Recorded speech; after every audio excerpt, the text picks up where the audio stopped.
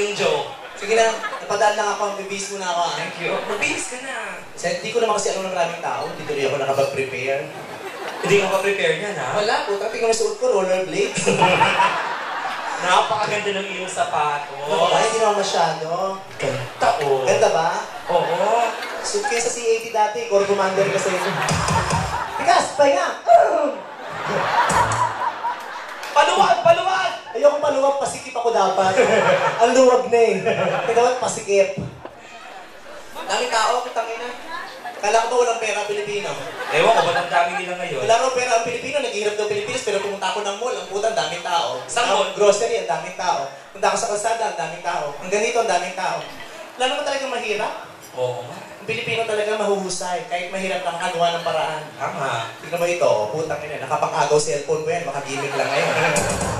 Sino magsasabi na ka-iPhone to? Ulul!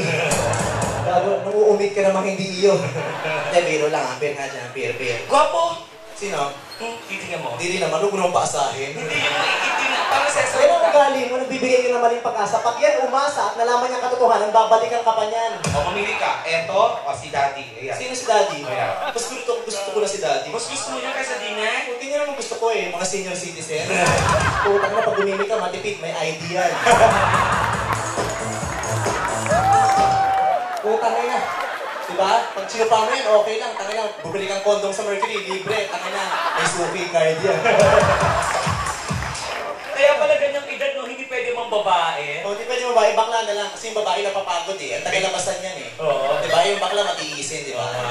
Dati tinitigasan ka pa ba? Oo, diba? Yung lolo ko, tinatawag. 78 years old na lolo ko.